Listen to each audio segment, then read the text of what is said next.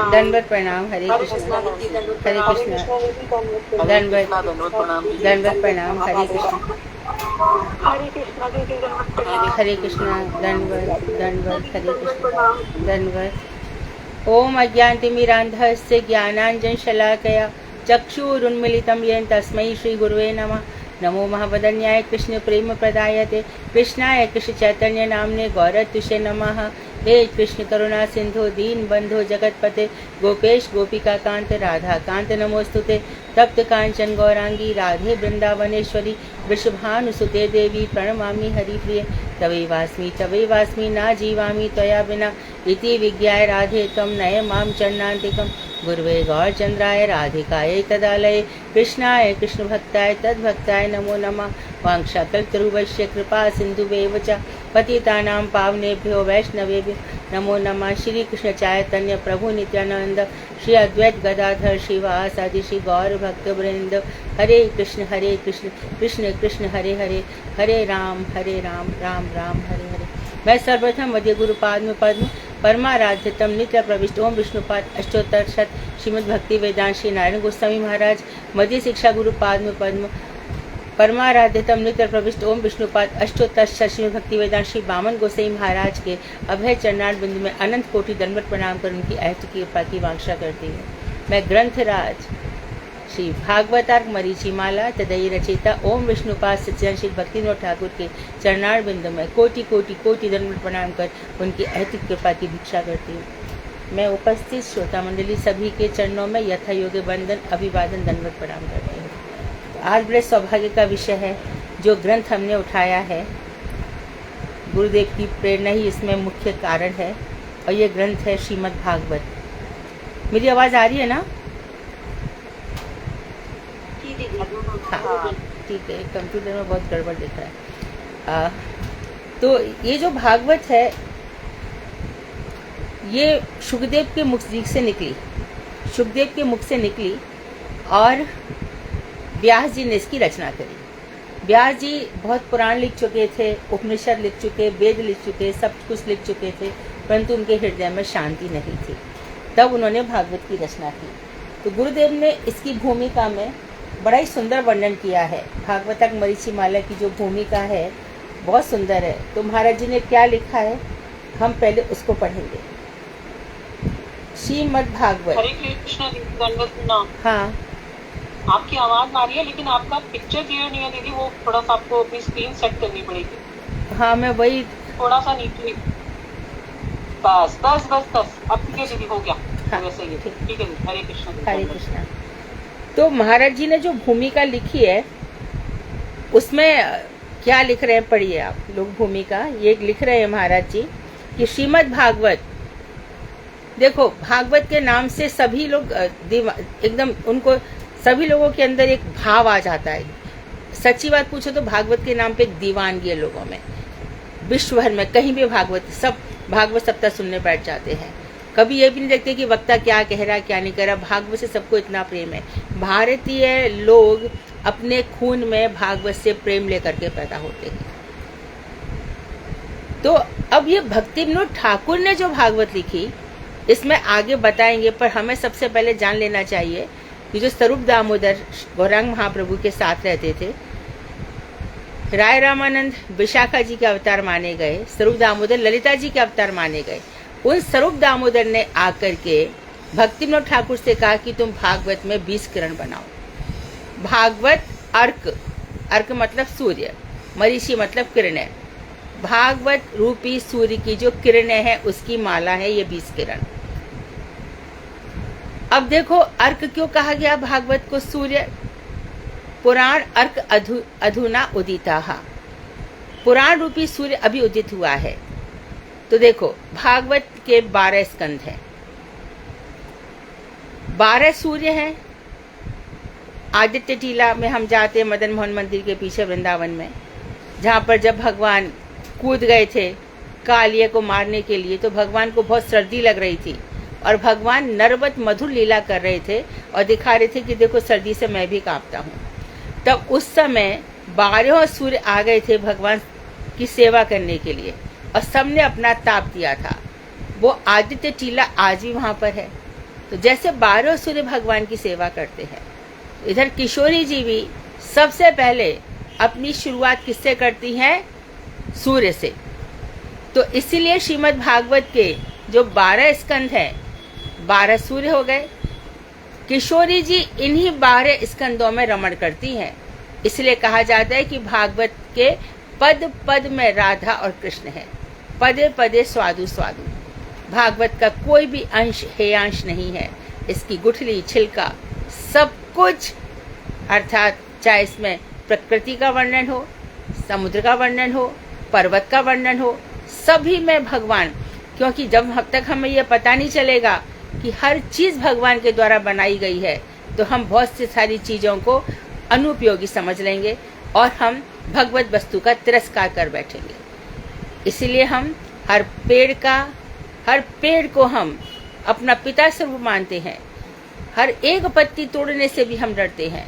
हमें कहा गया है कि मात्र तुलसी वृक्ष, वो भी भगवान के लिए, तो उसका हम चयन करते हैं। कोई भी नहीं कहता कि तुलसी तोड़ लाओ, तुलसी चयन कर लाओ। इसी प्रकार से नदियों को हम अपनी माता मानते हैं। पर्वतों के विषय में भी हमारा यही विचार है। सारी की सारी प्रकृति, चाहे वो कुत्ते हों, चाहे सुअर हों, कोई भी हो, जानवर हों, सभी में हम भगवान का वास देखते हैं। श्रीमद् भागवत हमें यही सिखाती है, सिया राम मैं सब जग जानी। तो इस तरह से भागवत के अंदर बहुत सारे रत्न निकलेंगे। भागवत एक ऐसा समुद्र है जहाँ पर अनंत रत्न छुपे हुए हैं। हम अपने अपने अधिकार से इन रत्नों का चयन करेंगे। अब कोई ये ना कह दे कि हमारा तो अधिकार नहीं है, ये गलत हो जाएगा। हमारा अधिकार है, इसलिए हम गौड़ीय संप्रदाय में आए हैं। इसलिए भगवान के द्वारा हमारे लिए व्यवस्था की गई है और भगवान के द्वारा ये ग्रंथ बनाए गए हैं, विश्व में भेजे गए हैं, गोलोक धाम से यहाँ पर आए हैं। हमारा अधिकार है, तभी तो हम पढ़ते हैं। हमने जो भी ग्रंथ पढ़े भक्ति विनोद ठाकुर के, वो यहाँ पर आए और उन्होंने बनाए, तो हमने देखा कि हमारी कितनी उन्नति हो रही है और कितने कॉन्सेप्ट्स हमारे क्लियर हो रहे हैं भगवान के विषय में। तो इसी दिशा में देखिए, तो श्रीमद् भागवत विश्व में सर्वत्र ही आदरणीय है। सभी लोग इसे जानते हैं, किंतु अन्याभिलाषी, कर्मी, ज्ञानी और कपटी भक्त श्रीमद् भागवत का जिस रूप में दर्शन करते हैं, श्रीमद् भागवत वैसा ग्रंथ नहीं है। अन्याभिलाषी, भागवत के नाम पर पैसा कमाना, भागवत के नाम पर प्रतिष्ठा कमाना, भागवत के नाम पर, श्रोताओं को भागवत से प्रेम नहीं होता तो वहां पर जाकर के हम बहुत सारे प्रोजेक्ट्स लेकर आते हैं। देखिए, वृंदावन में हम गौशाला खोलेंगे, वृंदावन में हम ये बनाएंगे। तो लोग भागवत से इतना प्रेम करते हैं कि दिल खोलकर दान देते हैं। भागवत की सेवा करना अलग चीज है ना। अन्याभिलाषी, कर्मी, कल हमने कर्मियों के विषय में पढ़ा था। कर्मी का हमेशा ध्यान रखे, कर्म का भगवान की भक्ति से कोई लेन देन नहीं है। कर्म करो, फल पाओ, काम खत्म। नहीं आ रही है? आ रही है दीदी, आ रही है, आ गई दीदी। मैं थोड़ा और ठीक करती हूँ, अभी आ रही होगी, है ना। कर्मी, ज्ञानी और कपटी भक्त। कपट क्या है? धर्म, अर्थ, काम और मोक्ष, भागवत के नाम पर इन चारों को चाहना। तो भागवत, श्रीमद् भागवत का हम जिस रूप में दर्शन करते हैं, विचार करते हैं, श्रीमद् भागवत वैसा ग्रंथ नहीं है। केवल मात्र उच्च कोटि के भक्त भागवत ही ग्रंथ भागवत का आस्वादन कर सकते हैं। तो भागवत के आस्वादन के अधिकारी कौन है? भक्त। कौन, कैसे भक्त हैं वो? उच्च कोटि के भक्त, अर्थात जो धर्म, अर्थ, काम, मोक्ष चारों सांसारिक जागतिक पुरुषार्थों से ऊपर उठ चुके हैं। वो लोग भागवत का अध्ययन कर सकते हैं, उनके हृदय में भागवत प्रकाशित हो सकती है। दूसरे लोगों का वैसा सामर्थ्य नहीं है। साधारण रूप से श्रीमद् भागवत स्कंद, अध्याय और श्लोक से युक्त है। भागवत में 12 स्कंद हैं, अध्याय 365 अध्याय हैं और 18,000 श्लोक हैं। किंतु प्रस्तुत ग्रंथ श्रीमद् भागवतार्क मरीचिमाला में किरण और श्लोक दिए गए हैं। अर्थात हमने स्कंध नहीं लिए हैं, हमने अध्याय की जगह किरण लिया है और हमने कुछ श्लोकों का चयन किया है। इसमें 20 किरणें हैं प्रत्येक किरण में अपूर्व रूप से, अर्थात ऐसा पहले कभी नहीं हुआ था, अपूर्व रूप से एक एक तत्व का वर्णन किया गया है। श्रील भक्ति विनोद ठाकुर ने श्रीमद् भागवत के संग्रहित श्लोकों की बंगला भाषा में जो व्याख्या की है उसका नाम मरीचि प्रभा गौड़ीय भाष्य है। मरीचि प्रभा है ना, भागवतार्क मरीचि, किरणों की प्रभा। गौड़ीय भाष्य लिखने के समय प्रत्येक किरण में जिन विषयों का वर्णन किया गया है उन विषयों का अपने जीवन में आचार प्रचार एवं आस्वादन करने वाले भक्तों के नाम और गुणों का कीर्तन करके श्रील भक्ति विनोद ठाकुर ने प्रत्येक अध्याय के आरंभ में उन्हें प्रणाम किया है। तो जब जब हम किरण खोलेंगे तो 20 लोगों को उन्होंने प्रणाम किया है। तो इसी तरह से आप देखो, आप तुरंत माला करने बैठोगे ना तो मन में भाव नहीं आएगा, लेकिन जैसे आप माला का सुमेरु हाथ में लेते हो तो तुरंत नाम निकलेगा आपसे बिना सोचे समझे। श्री राधा कृष्ण की जय, है ना, गुरुदेव की जय, उन्होंने हमें ये माला दी है। उसके बाद गुरु परंपरा की जय, और उसके बाद फिर वृंदावन धाम की जय, गोवर्धन धाम की जय, राधा कुंड की जय, श्याम कुंड की जय। उसके बाद हम गौरांग महाप्रभु के जितने भी हैं सब, स्वरूप दामोदर की जय, राय रामानंद की जय, गौर पार्षद वृंद की जय। उसके बाद हम कृष्ण के राधा रानी की जय, ललिता सखी की जय, विशाखा सखी की जय, नंद बाबा, ऐसे जय जयकार करते देखते हमारा भजन में बहुत मन लगता है।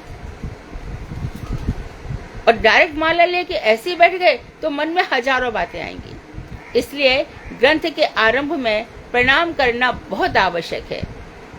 अब आप लोग देखिए, प्रमाण के लिए जब आप भागवत की कथा कहते हो और प्रारंभ में प्रणाम करते हो तो आप देखते हो आपके अंदर एक बल आ जाता है, एक चित्तबल जागृत हो जाता है। इसीलिए जब भी घर में भी अभी आप कोई ग्रंथ खोलेंगे तो पहले प्रणाम कीजिए ग्रंथ को। ग्रंथ आशीर्वादात्मक है। ग्रंथ का आशीर्वाद उन्हीं लोगों के लिए है जिनके सामने हम नतमस्तक हो जाते हैं। यह भागवतार्क मरीचि माला कलयुग पावन अवतारी श्री कृष्ण चैतन्य महाप्रभु द्वारा प्रदर्शित संबंध, अभिधेय और प्रयोजन को निर्दिष्ट करती है।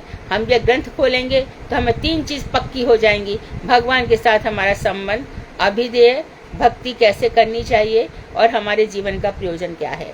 संबंध, अभिधेय और प्रयोजन के अनुसार श्रीमद् भागवत के इन श्लोकों का संकलन जो कंपाइल किया गया है और अनुवाद श्री चैतन्य महाप्रभु के कृपा पात्र परिकरों के अतिरिक्त और कोई भी नहीं कर सकता। इसका जो अनुवाद है इसके समझ लो, जो हम श्रोता और वक्ता है हम सब पर भगवान की कृपा है। इसको साधारण मत ले लेना। भागवत से बढ़कर कुछ भी नहीं है। परीक्षित के लिए अंतिम प्रयोजन भागवत ही था। वहां पे योगी बैठे थे, कर्मी बैठे थे, ज्ञानी बैठे थे, दर्शनार्थी बैठे थे, तीर्थों में भ्रमण करने वालों के का क्या लाभ है उसको बताने वाले बैठे थे, पर परीक्षित का मन कहीं भी नहीं लगा। तो भगवान के कुछ ऐसा भगवान ने रचना करी, उसी समय अपने आप सुखदेव जी आ गए। और सुखदेव जी के आने के साथ ही उन्होंने आकर के पहला स्कंद आप भागवत का खोलेंगे तो उसमें वर्णन किस किस के बीच में है? विदुर जी, सूत और शौनक जी के बीच में। भागवत किस किस के बीच में चल रही है? सूत, शौनक, विदुर, मैत्रेय जी।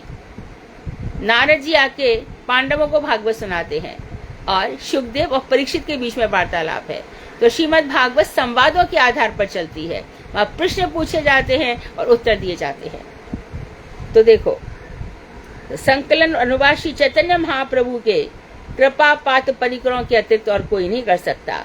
भक्ति विनोद ठाकुर श्री चैतन्य महाप्रभु के अंतरंग पार्षद हैं। भक्ति विनोद ठाकुर सप्तम गोस्वामी है। समझिए उनकी कृपा वर्षण हो रही है कि हम लगातार उनके ग्रंथों को पढ़कर धन्याति धन्य हो रहे हैं। और इसीलिए उन्होंने इन श्लोकों का इस प्रकार सुंदर और आश्चर्य रूप से संकलन किया है, गुम्फन किया है, तो इसकी व्याख्या करने में भी समर्थ हुए हैं। आश्चर्य होता है कि संबंध के संबंध में उन्होंने भागवत से इतने श्लोक निकाल लिए। अभिधेय के संबंध में आप जब पढ़ेंगे ना, एक एक के बाद एक रोंगटे खड़े होते हैं कि भागवत में इस तरह से वर्णन है, हम तो समझ ही नहीं थे भागवत को। आगे महाराज जी बता रहे हैं कि श्रीमद् भागवत समस्त वेद इतिहासानम सारम सारम समुद्रतम। सारे वेद इतिहासों का सार श्रीमद् भागवत है और ब्रह्म सूत्र का अर्थ है। भागवत क्या है? अर्थोयम ब्रह्म सूत्राणाम भारतार्थ विनिर्णयः गायत्री भाष्य रूपो असु भागवतार्थ विकीर्ततः। तो वो कह रहे हैं कि जो अर्थोयम ब्रह्म सूत्राणाम, भारत जो वेदांत सूत्र है, ब्रह्म सूत्र है, उनका अर्थ है, गायत्री का भाष्य है और भगवान श्री कृष्ण का शाब्दिक अवतार है, शब्द का अवतार है।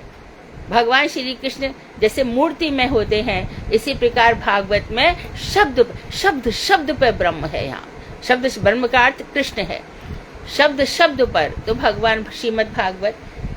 तो यदि हमारा जो प्रश्न बन रहा है निश्चित रूप से कि भागवत क्या है, तो शॉर्ट क्वेश्चन भी बना सकते हैं और लॉन्ग भी बन सकते हैं।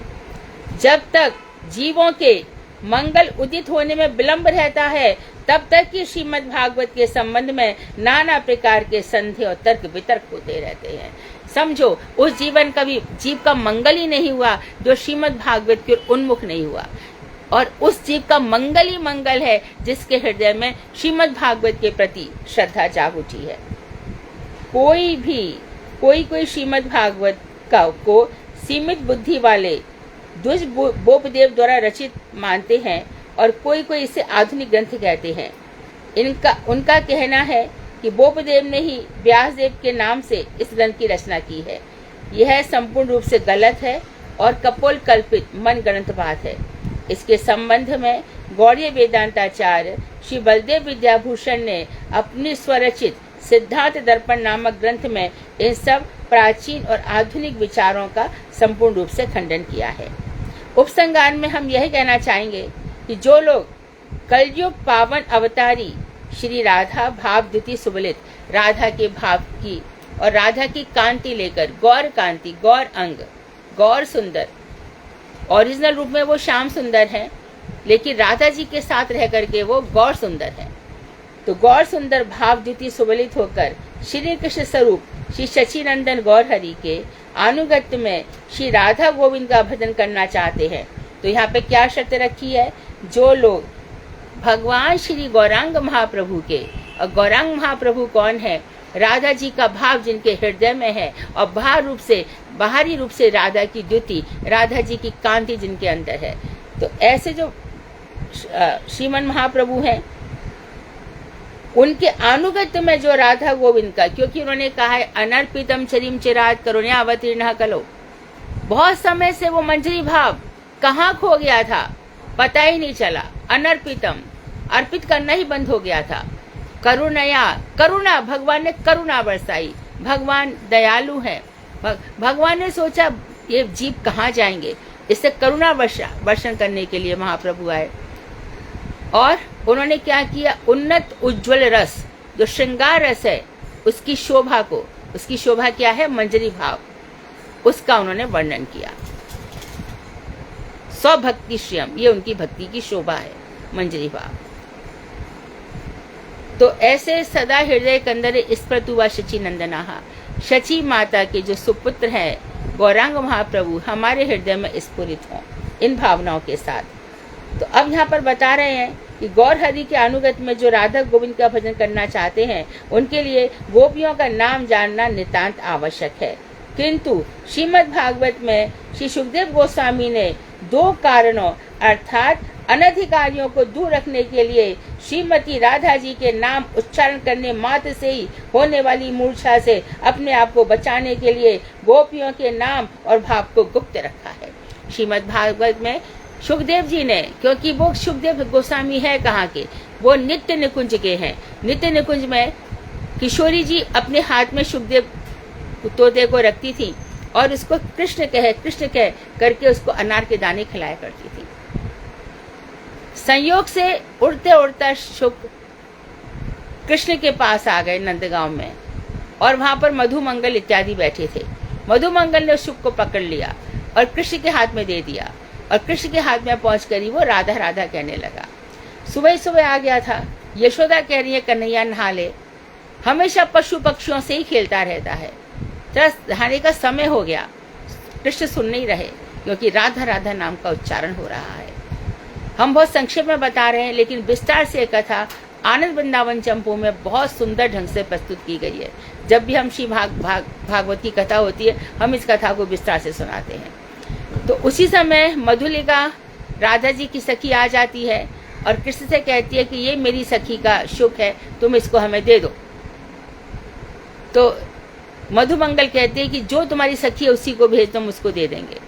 इतने में यशोदा आती है और मधुलिका से कहती है कि तुम चली जाओ, हम शुक को भेज देंगे। और यही शुक उड़ करके अमरनाथ में, जहाँ भगवान शंकर पार्वती से श्रीमद् भागवत का वर्णन कर रहे होते हैं, तो वहां पर पहुंच जाते हैं। श्रीमद् भागवत हमेशा से ही है, चतुश्लोकी भागवत भगवान श्री कृष्ण ने प्रकट करी है, हमेशा से ही है। तो वहां पर पार्वती से कहते हैं, कथा सुनते हैं और पार्वती से कहते तुम हुंकार भरती रहो। पार्वती हुंकार भरती हैं, लेकिन अचानक उनकी नींद लग जाती है।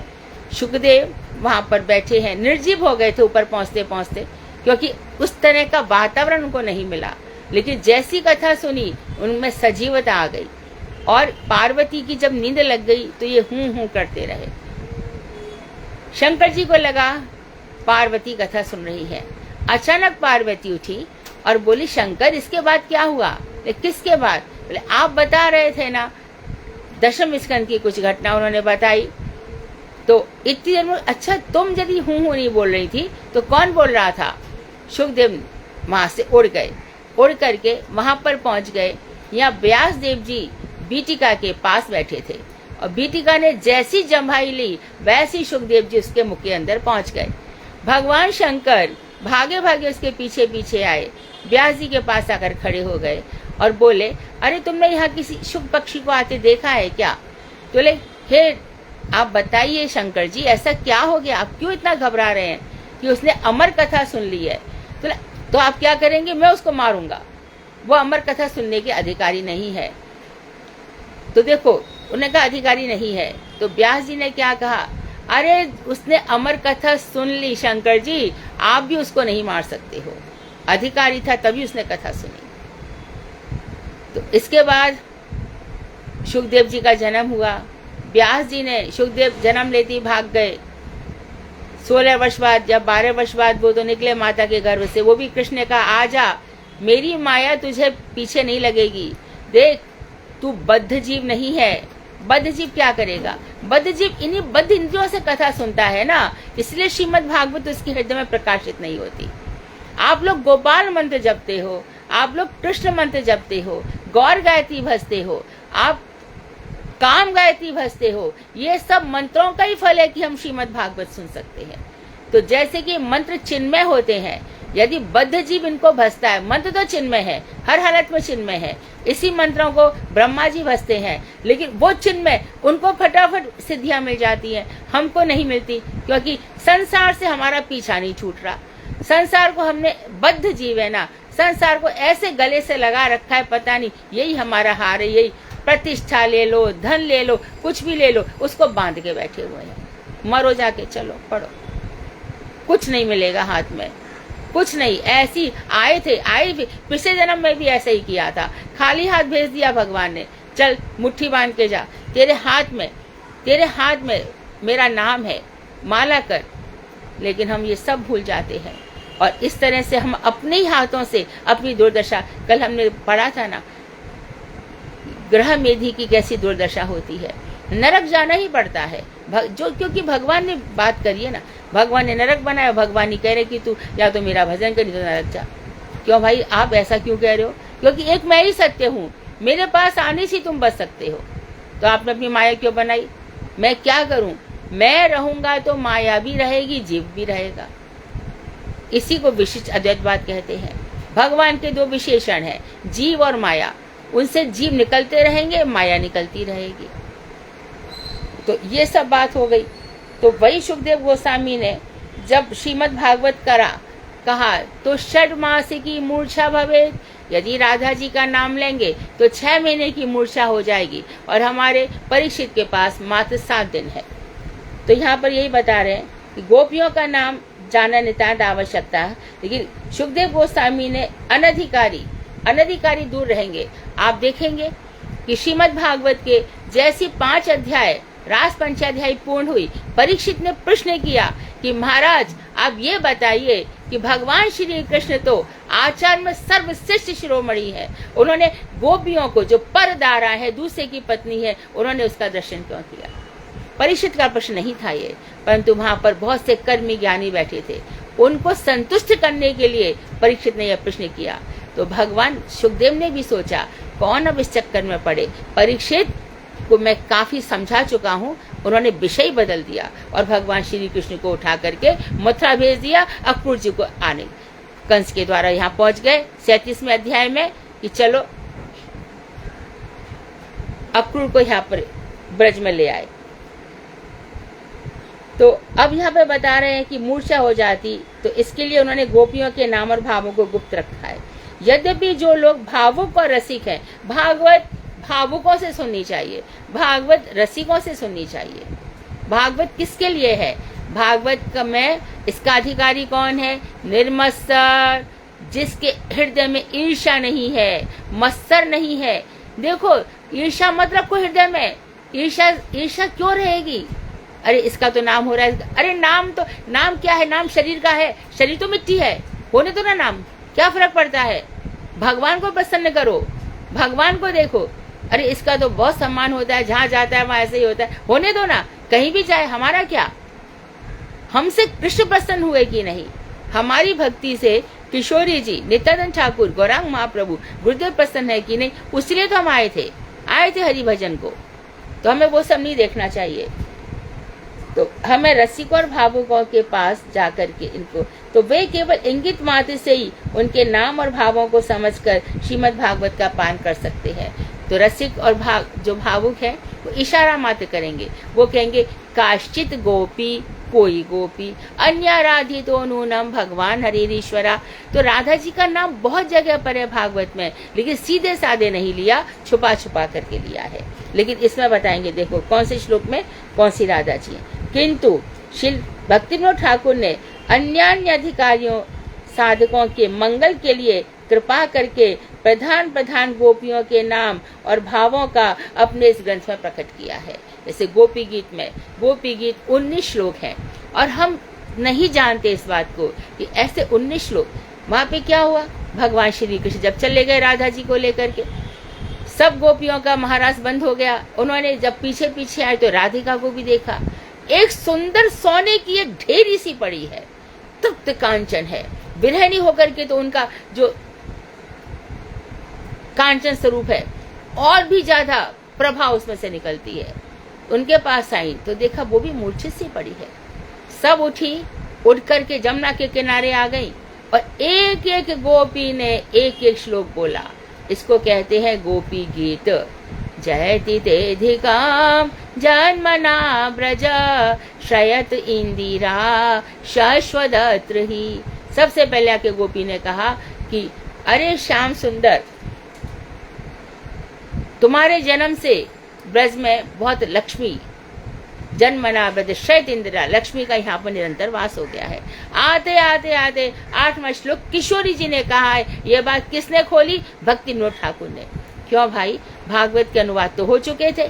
भागवत का अनुवाद भक्तिविनोद ठाकुर से जीव गोस्वामी ने भी किया, सनातन गोस्वामी ने भी किया, चक्रवर्ती ठाकुर ने किया, श्रीधर स्वामी ने किया। फिर आपको क्या जरूरत पड़ गई अलग से करने की? कि मैं भाई स्वरूप दामोदर ने मुझे बोला है, मैंने उसमें कंपाइल किया है और जो चीजें वो लोग नहीं बता पाए वो मैं बताऊंगा। तो जब श्लोकों का अनुवाद हो रहा था तो बात ये आई कि ऑलरेडी सब श्लोकों के अनुवाद है। तो यदि भक्तिविनोद ठाकुर ने अलग से ग्रंथ लिखा है, इसका मतलब इसका खास प्रयोजन है, खास उद्देश्य है। तो उन्होंने इस ग्रंथ को प्रकट किया गोपियों के नाम। यह किसी शक्तिशाली आचार्य का ही कार्य है। कोई गुरु से भी बढ़कर आचार्य होता है। गुरु का क्षेत्र संक्षेप होता है। गुरु एक वर्ग को लेकर चलता है। आचार्य कैसा होता है? भगवान श्री कृष्ण ने कहा है आचार्य माम विजानियात, मैं आचार्य हूँ। मुझे जो आचार्य है वो मैं ही, वो मेरा ही स्वरूप है। आचार्य पूरे जगत का हो जाता है और गुरु की सीमा निर्दिष्ट होती है। जैसे नारायण गोस्वामी आचार्य की श्रेणी में आएंगे, वामन गोस्वामी आचार्य की श्रेणी में आएंगे। हम श्री भक्तिविनोद ठाकुर के आशीर्वाद को अपने सिर पर धारण करते हैं। संग्राहक श्री भक्तिविनोद ठाकुर ने बड़े विनीत भाव से कहा है कि उन श्री गौर गदाधर के प्रेम उद्दीपन में तत्पर भक्ति विनोद द्वारा गुम्फित श्रीमद् भागवत की माला उपस्थित हुई है। किसमें? जो हमारे भक्ति विनोद ठाकुर कैसे हैं? गौर गदाधर के। तो अब गौर और गदाधर, महाप्रभु गदाधर जी में राधा जी का आवेश है। गदाधर पंडित सबसे ज्यादा श्रीमद् भागवत की व्याख्या करते थे। गौरांग महाप्रभु को गदाधर जी भागवत सुनाते थे। सोच रहे हैं और कोई ग्रंथ क्यों नहीं पकड़ा, भागवती क्यों पकड़ी? जहां देखो वह भागवती। शंकर जी ने भी क्या किया है? अहम वेदमी शुको वेत्ति व्यासो वेत्ति न वेत्ति वा श्रीधरो वेत्ति सर्वम श्री नरसिंह प्रसादतः। शंकर जी कह रहे हैं पार्वती उमा सुनो, भागवत या तो मैं जानता हूं या सुखदेव जानते हैं। अरे व्यास ने तो लिखी है। अरे वो जानता नहीं है, लिखवा लिया है बस। गणेश जी वहां पे बैठे थे, लिख रहे थे। हाँ, गणेश जी ने भी लिख लिया है, समझे नहीं? श्रीधर स्वामी थोड़ा थोड़ा जानते हैं। श्रीधर स्वामी सर्वम जानते, वो भी कैसे? श्री नरसिंह देव की कृपा से। तो भागवत के हर स्कंद में भगवान के अवतारों का वर्णन हुआ। अवतारों का वर्णन होते होते होते दसम स्कंद में आकर के भगवान श्री कृष्ण की लीलाओं का वर्णन हुआ। और भगवान श्री कृष्ण ने ही बाद में उद्धव जी को ज्ञान दिया और कहा, क्या कहा? ये श्रीमद् भागवत मेरा ही स्वरूप है। तो गौर गदाधर के प्रेम उद्दीपन में तत्पर रहते थे। कौन रहते थे? कौन रहते थे?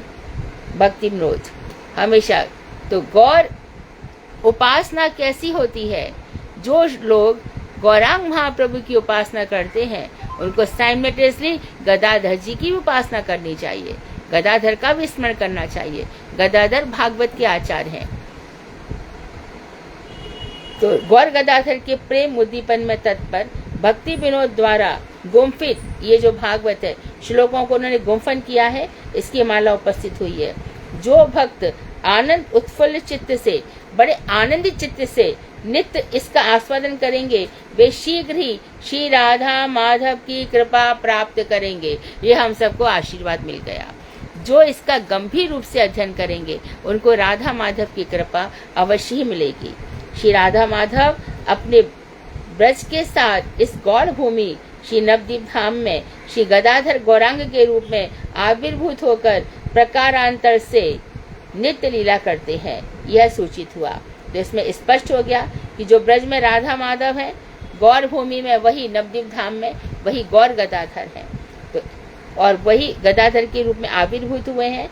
तो हमने एक प्रकार से यह बता दिया कि जिस तरह से राधा कृष्ण की ब्रज में नित्य लीला चलती है, इसी प्रकार से गौर भूमि में गौर गदाधर की लीला नित्य चलती है। ये नहीं कहा कि गौर विष्णु प्रिया की, ये नहीं कहा गौर लक्ष्मी प्रिया की, गौर गदाधर की।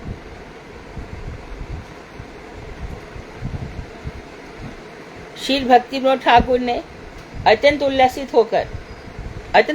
होकर गोपन रखने में असमर्थ होने के कारण इतने उल्लसित हो गए कि भावों को छुपा नहीं सके। ऐसे ही होता है गुरु वैष्णव कभी कभी, इसलिए कभी कभी गुरु वैष्णव कुछ बोल रहे हो ना, चुप हो जाना, क्योंकि पता नहीं कौन सी ऐसी बात कह देंगे।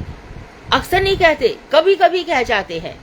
कभी कभी इतना भजन का, मानो आज गुरु जी को कोई ऐसा दर्शन हो गया, मानो कोई ऐसी स्फुरना हो गई, मानो कुछ ऐसा हो गया, आज उनका चित्त इतना उल्लसित है कि आज उनका हृदय सब कुछ करने को तैयार है, सब कुछ कह देने को तैयार है, सब कुछ प्रस्तुत करने को तैयार है।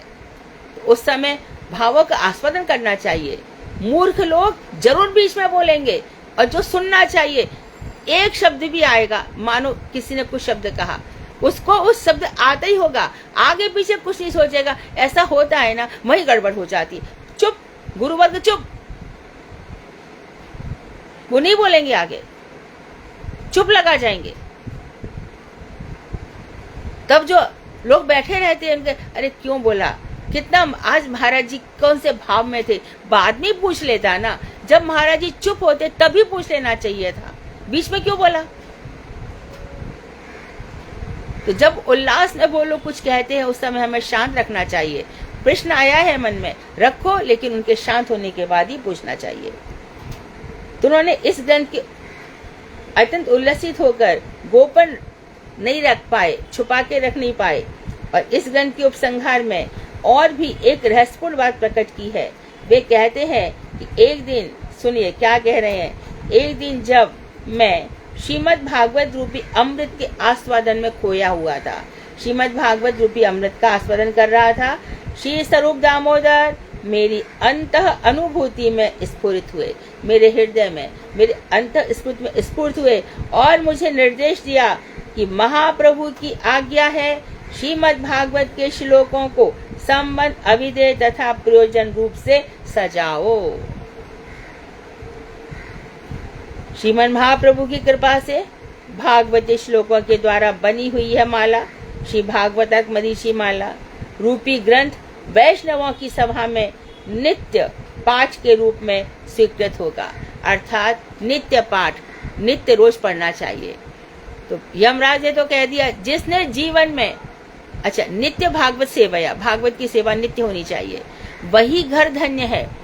श्रीमद् भागवत अपने मंदिर में रखो, रोज उसमें पुष्प चढ़ाओ, रोज सफाई करो, रोज उनको आरती दिखाओ और सुबह उठ करके आधा श्लोक, एक श्लोक कुछ तो पढ़ लो नियम से। बाद में प्रणाम करो, अपना स्थान डाइनिंग टेबल पे बैठे हो और वहीं पर भी खाना खाया, वहां पहले पहुंचो, साफ करो एकदम शुद्ध रूप से, फिर श्रीमद् भागवत को रखो, उनसे कृपा प्रार्थना करो कि आप मेरे हृदय में प्रकट हो जाइए। फिर देखो कैसे भागवत समझ में आती है, अंकित हो जाएगी हृदय में, कभी छूट नहीं पाएगी।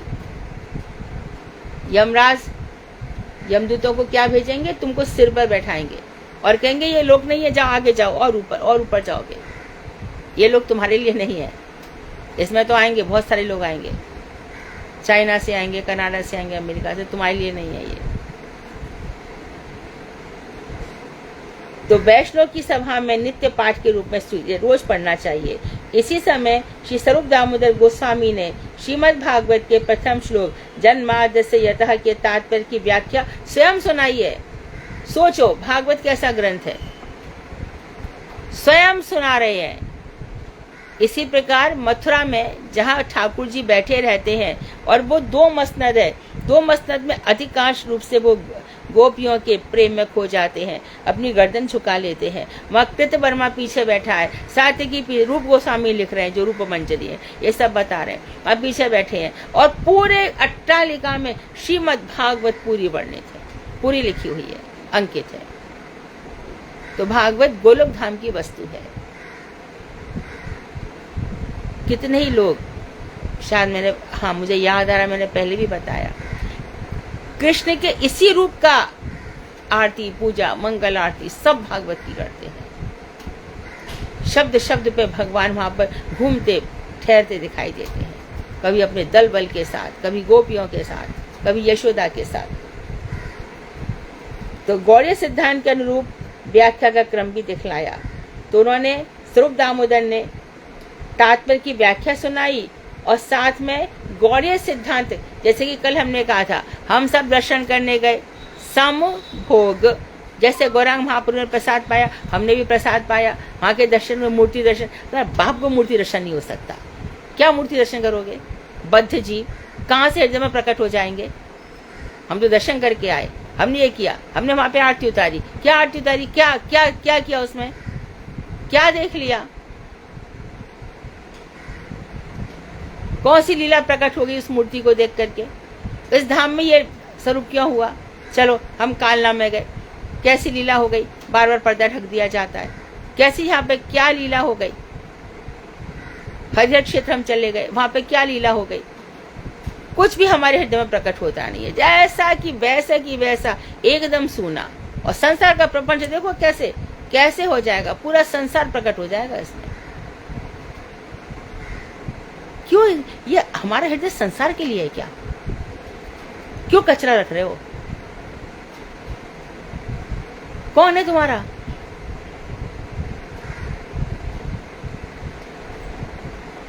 तो उन्हीं की प्रेरणा से, है ना, गौड़ीय सिद्धांत के अनुरूप व्याख्या का क्रम भी दिखलाया। उन्हीं की प्रेरणा से इस अधम दास भक्ति विनोद ने इस ग्रंथ को प्रकाशित किया है। खुद ही कह रहे हैं कि मुझे स्वरूप दामोदर ने कहा और उन्होंने गौड़ीय सिद्धांत के अनुरूप व्याख्या की, इसीलिए मैं इसको लिख रहा हूँ। अतः इस ग्रंथ का महत्व बहुत बहुत बढ़ जाता है। विशेषकर श्री चैतन्य महाप्रभु के अंतरंग परिकर श्री स्वरूप दामोदर ने, आपको पता होगा श्री स्वरूप दामोदर रूप के स्वरूप, रघु के स्वरूप, रघुनाथ दास गोस्वामी को श्रीमन महाप्रभु ने स्वरूप दामोदर की सौंप दिया था। स्वरूप दामोदर जो भी महाप्रभु कथाएं लिखते थे, स्वरूप दामोदर अपनी डायरी में लिखते जाते थे, उसको कहते कर्चा। वो सब डायरी उठा करके रघुनाथ दास गोस्वामी के साथ भी जो कुछ हुआ सब कुछ लिख करके उन्होंने क्या किया, कृष्णदास कविराज गोस्वामी को दिया और फिर उन्होंने जाके चैतन्य चैतामृत लिखा। तो प्रथम श्लोक की कितनी मार्मिक, सुंदर और बोधगम्य व्याख्या की है, वैसी आज तक किसी भी आचार्य ने नहीं की। तो जब हम पढ़ेंगे पहला श्लोक जन्माद्य जाता है तो हम बताएंगे ललिता जी ने हमें क्या बताया उस श्लोक के लिए, आगे बताएंगे। अब यहाँ पर श्री भक्तिविनोद ठाकुर का संक्षिप्त परिचय है। तो बता रहे हैं कि मेरे परम आराध्य गुरुपाद में पद्म प्रविष्ट ओम विष्णुपाद गुरुदेव कह रहे हैं, श्रीमती भक्ति विज्ञान केशव गोसाई महाराज ने हिंदी भाषा में प्रकाशित जैव धर्म नामक ग्रंथ की भूमिका में सच्चिदानंद श्री भक्तिविनोद ठाकुर के जीवन चरित्र के विषय में जो उल्लेख किया है, मैं उसमें कुछ एक अंशों को यहाँ उद्धृत कर रहा हूँ। तो हम सब लोग भक्तिविनोद ठाकुर के चरणों में प्रणाम करेंगे और जिनके विषय में ये तीसरा ग्रंथ हम पढ़ रहे हैं उनके विषय में हम थोड़ा सा पढ़ लेते हैं जल्दी से। जो भाषा विद्वेषी हैं, जो भाषा से द्वेष करते हैं, उन विदेशियों के विचारों की उपेक्षा करके श्री भक्तिविनोद ठाकुर ने भाषाओं के माध्यम से श्रीमन महाप्रभु की अप्राकृत भावमयी शिक्षा का प्रकाश किया है। अप्राकृत जो इस जगत की नहीं है, वो कैसी भाषा है? संस्कृत, देव संस्कृत, वैदिक संस्कृत भाषा तथा उसके अनुगत बंगला के अतिरिक्त उड़िया, हिंदी, उर्दू और अंग्रेजी आदि विभिन्न भाषाओं में उनके द्वारा रचित 100 से अधिक ग्रंथ हमको मिलते हैं। इनमें से कुछ विशेष ग्रंथों के नाम हम उनके रचना काल के साथ दे रहे हैं। हम रचना काल नहीं पढ़ते, थोड़ा सा पढ़ लेते हैं। संस्कृत में उन्होंने लिखा है वेदांत अधिकरण और दत्त कौस्तुभम, दत्त वंशमाला, बौद्ध विजय काव्यम और श्री कृष्ण संहिता। इसका हम अनुवाद कर लेंगे जल्दी से, हम विचार कर रहे हैं, इसका हिंदी अनुवाद आया नहीं है। शिक्षाष्टक, अच्छा, शिक्षाष्टक का संबोधन भाष्य, दशोपनिषद चूर्णिका, 10 उपनिषदों चूर्णिका लिखी, भावावली और श्री चैतन्य उपनिषद का श्री चैतन्य चरणामृत भाष्य लिखा है। श्री मदामनाय सूत्रम, तत्व विवेक या श्रीमद सच्चिदानंद अनुभूति तत्व सूत्रम, ईशोपनिषद की व्याख्या, वेदांग दीक्षित व्याख्या, श्री गौरांग स्मरण मंगल स्तोत्रम, श्री सनातन गोस्वामी के भद्र भागवत ग्रंथ के आधार पर रचित श्री भगवत धामामृतम ग्रंथ का भाष्य, भागवतार्क मरीचिमाला, श्री भजन रहस्यम, स्वनियम द्वादशकम, ब्रह्म सूत्र या वेदांत दर्शन का भाष्य और शिक्षा दशमूलम, ये लिखा है उन्होंने। बंगला में लिखा है गर्भ स्त्रोत व्याख्या या सम्मान तत्व, चंद्रिका बंगाब, श्री सज्जन तोश्री जो मासिक पत्रिका निकली थी हमारे यहाँ से। रसिक रंजन भाषा भाष्य अर्थात गीता की विश्वनाथ चक्रवर्ती ठाकुर की टीका, श्री चैतन्य शिक्षामृत, प्रेम प्रदीप,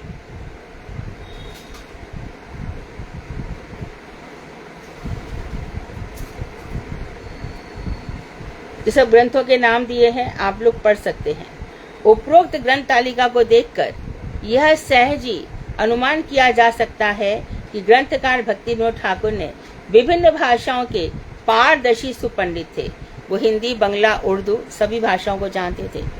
वहाँ लेखक के जीवन के एक वैशिष्ट्य पर प्रकाश डालना आवश्यक समझता हूँ, ये गुरुदेव कह रहे हैं। वे पाश्चात्य शिक्षा के धुरंधर विद्वान होने पर भी, अर्थात अंग्रेजी के धुरंधर विद्वान होने पर भी पाश्चात्य प्रभाव से सर्वथा मुक्त थे।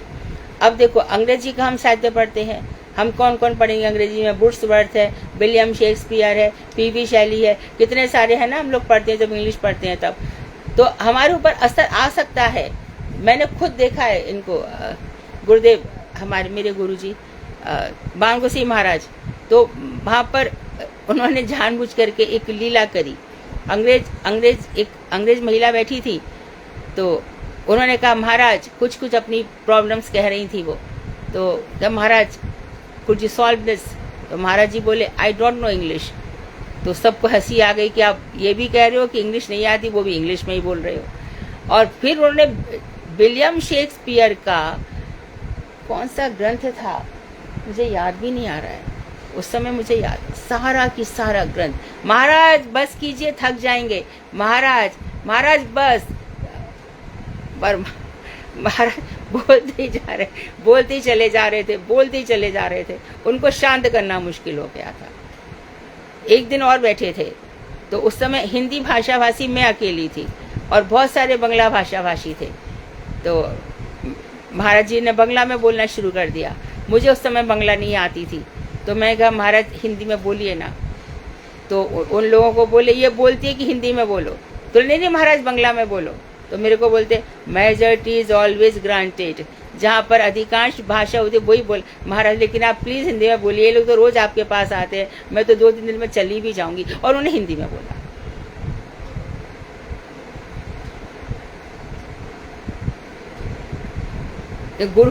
गुरु वैष्णवों की लीला, हम लोग धन्य है कि उन लोगों के हम दर्शन किया, उनके साथ बैठे उठे, उनके साथ इतना संग मिला। शायद यही चीज है, शायद यही बात है कि यही कारण है कि हम लोग ग्रंथ को थोड़ा समझ सकते हैं, नहीं तो संभव नहीं है, कोई सवाल ही नहीं है। जब गुरुदेव ने बंगला भाषा का सबसे पहला ग्रंथ मुझसे यही वाला अनुवाद करवाया था, मरीचिमाला, ये उन्हीं लोगों की सामर्थ्य है, हमारी सामर्थ्य से कुछ भी नहीं हो सकता। तो वो कह रहे हैं कि वे पाश्चात्य शिक्षा के धुरंधर विद्वान होने पर भी पाश्चात्य प्रभाव से सर्वथा मुक्त थे। पाश्चात्य शिक्षाविदों का कहना है कि do not follow me but follow my words, मुझे नहीं, अर्थात मैं जैसा करता हूँ वैसा ना करो, मैं जैसा कहता हूँ वैसा करो। परंतु श्री भक्तिविनोद ठाकुर का जीवन चरित्र इस कथन का विरोधी है। उन्होंने स्वलिखित विविध ग्रंथों में जिन शिक्षाओं का उल्लेख किया है, उनमें से प्रत्येक शिक्षा का आचरण उन्होंने स्वयं अपने जीवन में करके दिखलाया है। वो कहते हैं आई प्रैक्टिस व्हाट आई प्रोफेस, ये भक्तिविनोद ठाकुर का कहना है। इसीलिए उनकी शिक्षा और भजन रीति को भक्ति विनोद धारा कहते हैं। यही हमारी शाश्वत धारा है, यही शाश्वत धारा है, यही सारस्वत धारा है। सरस्वती प्रभुपाद भक्तिविनोद ठाकुर का मुख्य तो अच्छा गौर भूमि को तो उन्होंने प्रकट किया। जगन्नाथ बाबा जी महाराज के पास गए कि मुझे यहाँ पर प्रकाश दिखाई दे रहा है। जब मैं रात को भजन करता हूँ, स्वर्ण सुखद कुंज के ऊपर खड़े थे तो दूर में दिखाई दिया।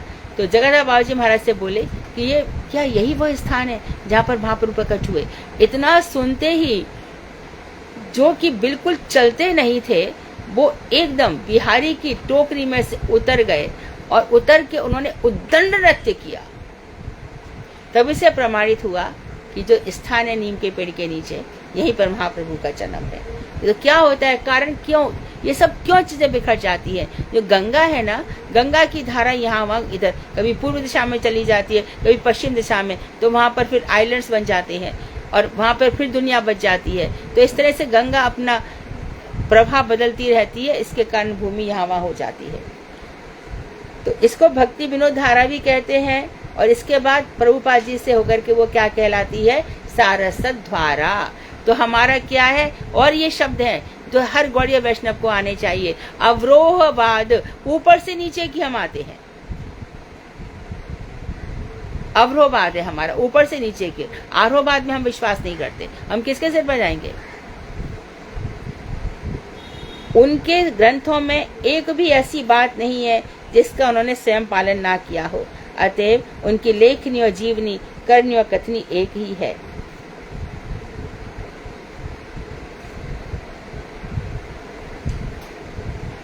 तो भक्ति विनोद ठाकुर के विषय में हम कल भी कंटिन्यू करेंगे। और करने के साथ ही पाठकों से कुछ निवेदन है जो गुरुदेव बताएंगे। उसके बाद हम फिर भागवतक मरीचिमाला प्रारंभ करेंगे। वांशाकल्पतरुभ्यश्च कृपा सिन्धुभ्येव च पतितानां पावनेभ्यो वैष्णवेभ्यो नमो नमः। हरे कृष्णा दीदी, दंडवत।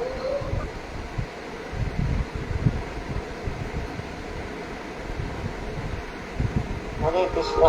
हाँ हरे कृष्णा दीदी का प्रणाम। हाँ। आज कौन कथा कह रहा है? हरे कृष्णा दीदी के लिए। दंडवत। हाँ, आज कथा कौन कह रहा है? आज शालू दीदी करेंगी दीदी। शालू दीदी बोलो। करेंगी दीदी आज कथा। बोलो शालू।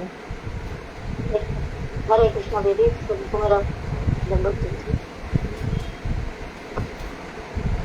गुरुवे गौर चंद्राय राधिकाय ददामि कृष्णाय कृष्ण भक्ताय तद्भक्ताय नमो नमः।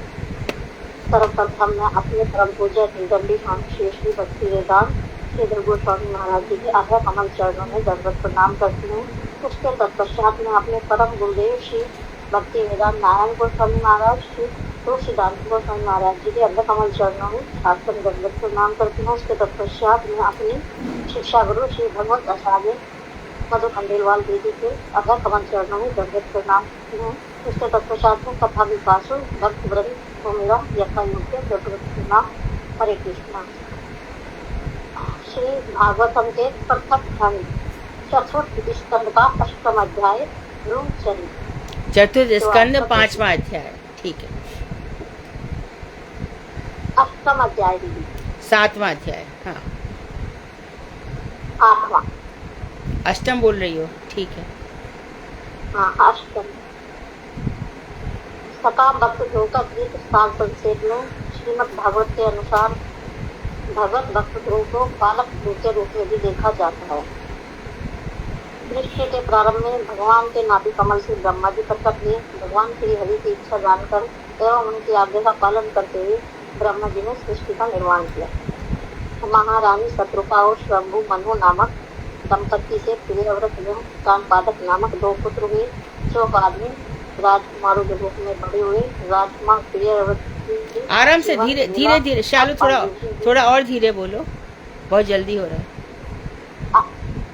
अल्पायु में ही समाप्त हो गई, जिस कारण राजकुमार उत्तानपाद को राजा बनाया गया। राजा उत्तानपाद की 2 रानियां थी, एक का नाम सुनीति तथा दूसरी का नाम सुरुचि था।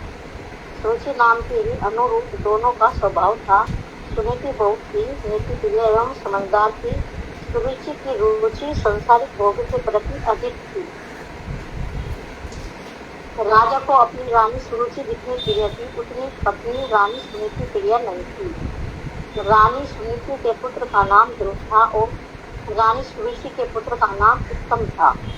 एक दिन राजा उत्तानपाद सुरुचि पुत्र उत्तम को अपनी गोद में ये सिंहासन पर बैठे बालक उत्तम को दुलार कर रहे थे। उसी समय बालक ध्रुव भी वहाँ आ पहुँचे। पिता को उत्तम की गोद में बैठा कर दुलार करते देखा तो बालक ध्रुव की भी रहती हुई दुलार पाने की इच्छा हुई।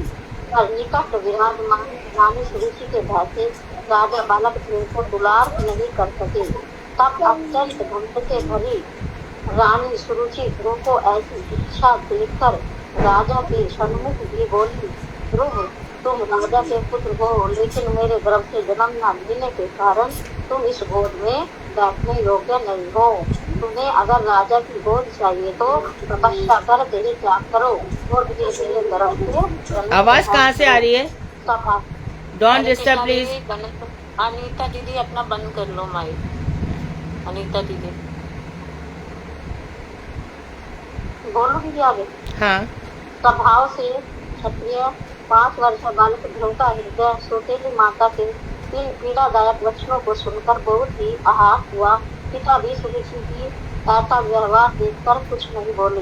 बालक ध्रुव यह देखकर लाठी से चोट खाई सूर्य के समान क्रोध से दीर्घ श्वास लेते हुए रोते रोते अपनी माता रानी सुनीति के पास पहुँचे। बालक की ऐसी अवस्था देखकर माता ने ध्रुव को गोद में उठाया और अंतपुर के अन्य लोगों से उन्हें पता चला कि सुरुचि के वचनों से बालक दुखी है। यह जानकर माता भी दुखी हो गई। दीर्घ श्वास लेते हुए माता सुनीति बालक ध्रुव से बोली, विमाता ने तुम्हारा अपकार किया है, यह सोचकर उन्हें दोष न देना। अपनी सुकृतियों और दुष्कृतियों के फलस्वरूप ही जीव सुख दुख का अनुभव करता है। यदि तुम अपने भाई उत्तम के समान राज सिंहासन पाना चाहते हो तो माक्ष्य का त्याग कर तुम्हारी विमाता होने पर भी सुरुचि ने चुप कहा, अति इंद्रिय भगवान श्री हरि के चरण कमलों की आराधना करो। ऐसा कपट रहित सच्चा वचन सत्यावतन कहे तुम उनका पालन करो। माता ने आगे कहा, जन्म मृत्यु के चक्कर से छुटकारा पाने वाले मुक्तिधारी चिर कमल रूप मार्ग को ढूंढते हैं, तुम भी उसी वस्तु की आसक्ति छोड़ शोधित सिख से उन्हीं भक्त वत्सल भगवान श्री हरि की आराधना करो। उनके अलावा मुझे कोई भी तुम्हारा दुख दूर करने वाला दिखाई नहीं देता। माता के ऐसे वचन सुनकर बालक ध्रुव ने धैर्य धारण किया, पिता के घर से निकल गई। मार्ग में बालक ध्रुव को देवऋषि नारद जी का दर्शन प्राप्त हुआ।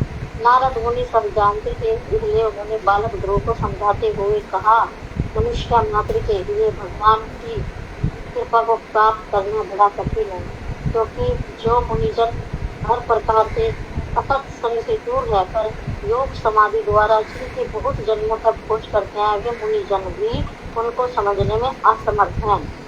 जो व्यक्ति अपने से गुणवान को देखकर आनंद को गुणहीन को देख कृपा करे और अपने समान व्यक्ति से मित्रता करे, वह व्यक्ति किसी भी दुख से दुखी नहीं होता। तुम्हारी आयु अभी छोटी है, वृद्धावस्था आने पर इसके लिए यत्न करना, अभी हट छोड़ दो।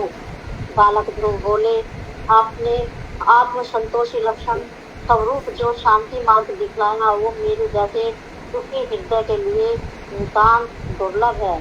फिर क्षत्रिय स्वभाव के कारण मैं स्वभावता विनयशील नहीं हूँ, फिर भी माता के कटु वाक्य से मेरा हृदय विदीर्ण हो गया है। ऐसे इस हृदय में आपका यह उपदेश ठहरता नहीं।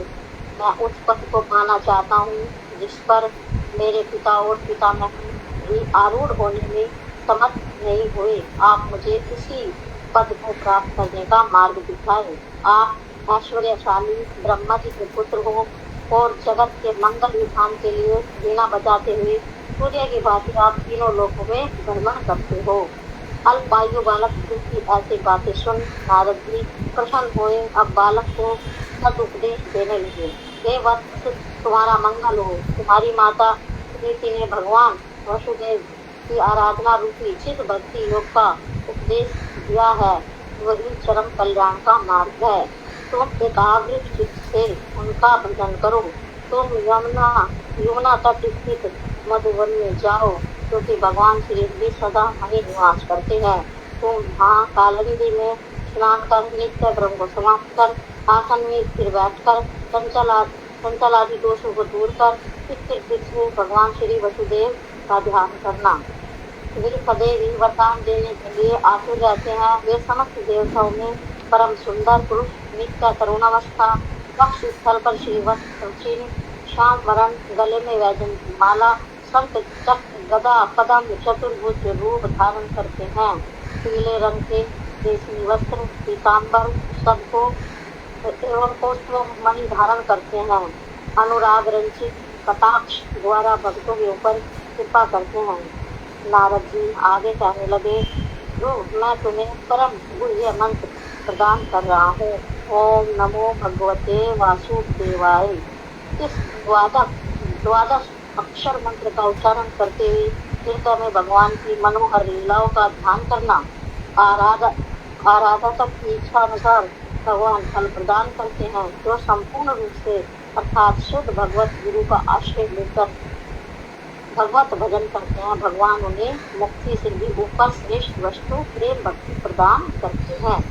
फिर बालक ध्रुव ने नारद जी को प्रणाम कर उनकी प्रतिदक्षिणा की ओर मधुवन की ओर चल दिए।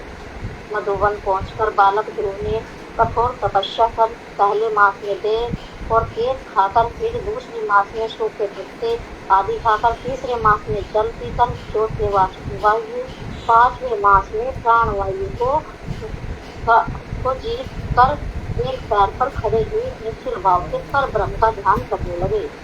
मन को विषयों से हटाकर सिर्फ भगवत स्वरूप का ध्यान करने लगे। तब उनका तेज सहन कर पाने के कारण त्रिभुवन कांप उठा। जब राजपुत्र ध्रुव एक पैर पर खड़े हुए तो अंगूठे के भार से पृथ्वी एक ओर झुक गई। जब ध्रुव तेज के सभी द्वारों को रोक अर्थात प्राणवायु को रोक इस आत्मा भगवान विष्णु का ध्यान करने लगे तो संपूर्ण लोगों की ओर लोकपालों की श्वास अवरुद्ध हो गई तो वे भगवान के शरणागत को प्रार्थना करने लगे कि हमें प्राण निरोध रूपी कष्ट से मुक्ति दिलाए। श्री भगवान ने कहा, हे देवताओं, उत्तानपाद पुत्र ध्यान योग के द्वारा एकांत भाव से मुझ में ही अपने चित्त को लगाकर अवस्थान कर रहा है। तो लोग निश्चित होकर अपने लोक को लौट जाओ। इसके बाद गर्भशाही अभिन्न शस्त्र श्री भगवान श्री नारायण अपने सेवक ध्रुव से मिलने के लिए गरुड़ पर सवार होकर मधुवन में उपस्थित हुए। इधर ध्रुव ध्यान से श्री हरि के विविध जैसे दिव्य प्रभा से युक्त जिस रूप विलास का दर्शन कर रहे थे वे सहसा ही विलीन हो गया। व्याकुल हो जैसे ही उन्होंने आंखें खोली तो भगवान के परम सुंदर रूप को अपनी सम्यक दे फिर ध्रुव ने पृथ्वी पर दंड के समान लेटकर प्रणाम किया। इसके बाद बालक ध्रुव भगवान की रूप माधुरी को ऐसे निहारने लगे मानो अपने नेत्रों से उनके मुख कमल का संपूर्ण माधुर्य पान करेंगे। अपने मुख से उनके चरणों का चुंबन और अपनी भुजाओं द्वारा उनका आलिंगन कर लेंगे। ध्रुव भगवान की स्तुति करना चाहते थे तो कैसे करे वे नहीं जानते थे। भगवान अंतर्यामी होने के कारण ध्रुव की अभिलाषा समझ गए और दयामय श्री हरि ने कृपावश अपने देवात्मक शंख को ध्रुव के कपोल से स्पर्श करा दिया। शंख के स्पर्श मात्र से ही बालक की भगवत विषय वाक शक्ति और परमात्मा जीव वाला संबंध ज्ञान की सुकृति हो गई। धैर्यपूर्वक विश्वविख्यात विपुल कीर्ति श्री भगवान की स्तुति करते ध्रुव ने कहा, मेरे अंतःकरण में प्रतिष्ठित होकर मेरी सुप्त वाणी को जगाने वाले, मेरी सभी इंद्रियों को चेतनता प्रदान करने वाले आप ही सर्व अंतर्यामी पुरुष है। मैं आपको प्रणाम करता हूँ। आप ही विचित्र गुणमय माया शक्ति के द्वारा संपूर्ण विश्व की सृष्टि पर उसमें अंतर्यामी रूप में प्रविष्ट करते हैं।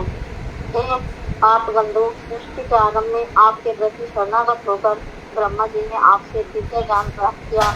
आपके शरण पहले मुक्त जनों को भी आश्रय है। आप जीवों को जन्म मरण के बंधन से मुक्त कर उन्हें अपनी नित्य सेवा प्रदान करते हैं।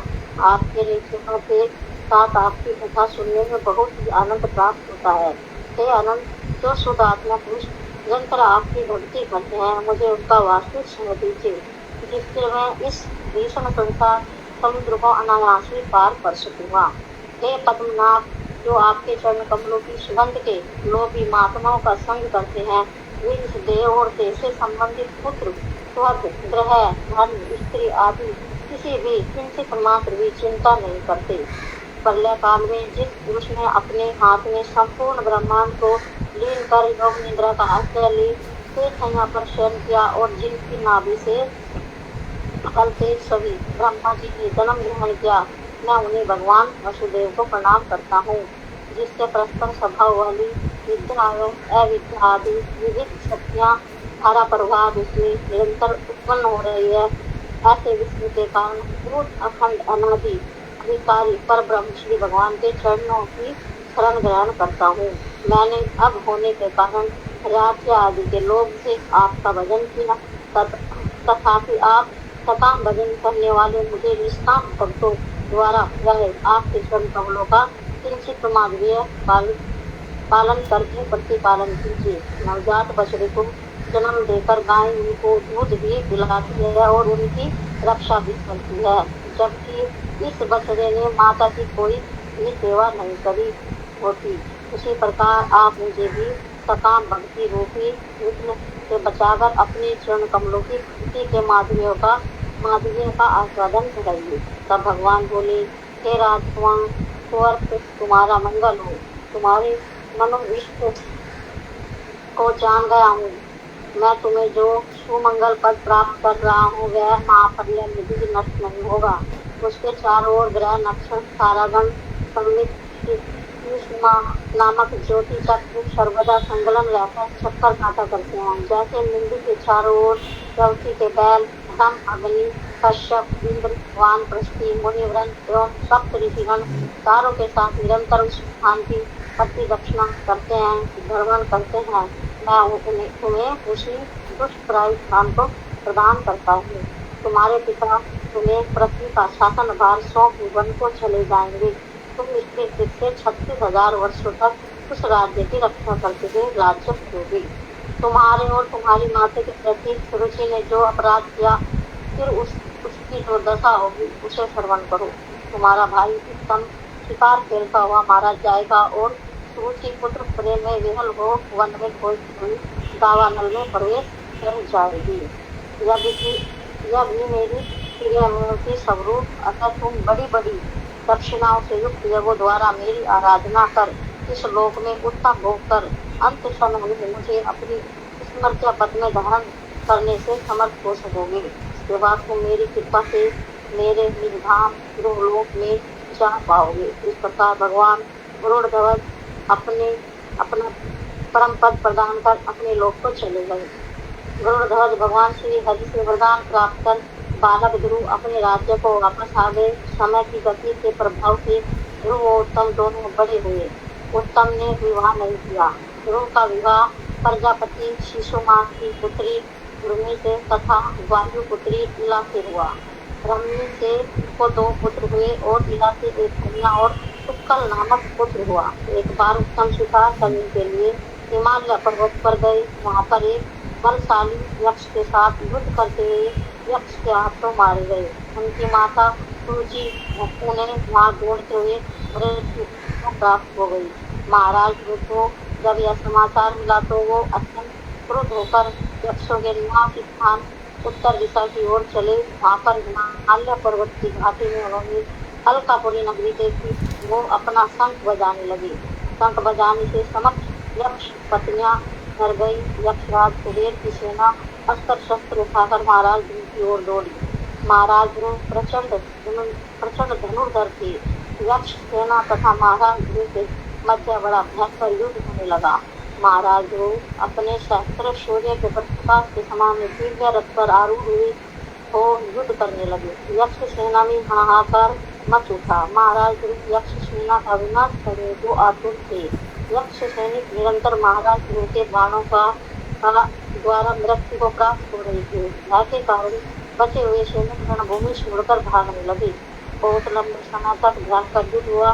तब यक्षों का विनाश देखकर स्वयं मनु ध्रुव को युद्ध बंद करने के लिए समझाया।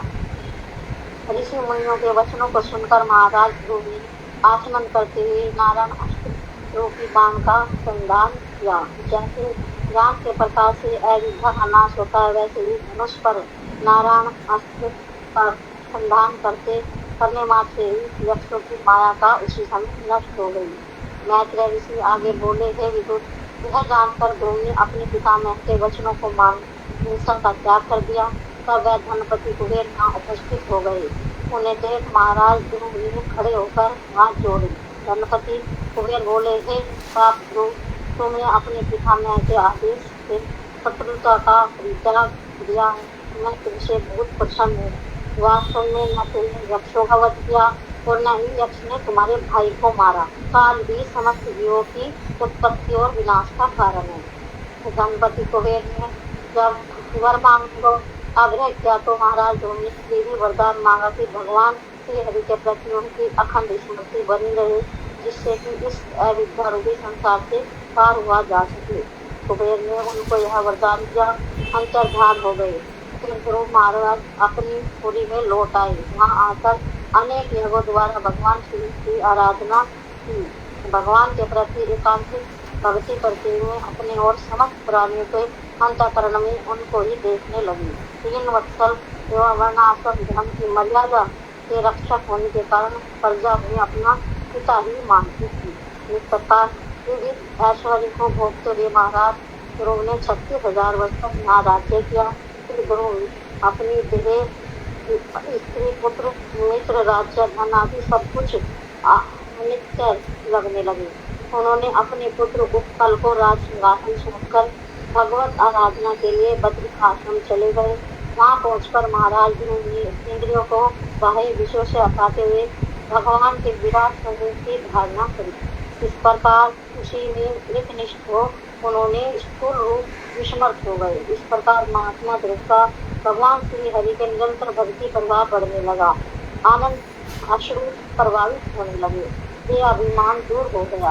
हमने देखा कि चतुर दिशाओं को प्रकाशित करते एवं विमान गगन मंडल से उतर रहा है, जिसमें वो देव केवल गदा का सहारा लेकर खड़े हैं। वे चतुर्भुज हैं। भगवान का पार्षद जानकर ध्रुव घबरा गए और यथाविधि पूजा करना भी भूल गए। केवल खड़े होकर हाथ जोड़कर जय गोपाल जय नारायण कहते हुए उनको प्रणाम किया। फिर श्री नारायण के प्रिय पार्षद नंद और सुनंद ध्रुव के पास जाकर कहने लगे, आपका मंगल हो। आपने 5 वर्ष की छोटी आयु में जिस श्री हरि को प्रसन्न किया था, हम उनके सेवक हैं और आपको उनके चरण कमलों में ले जाने आए हैं।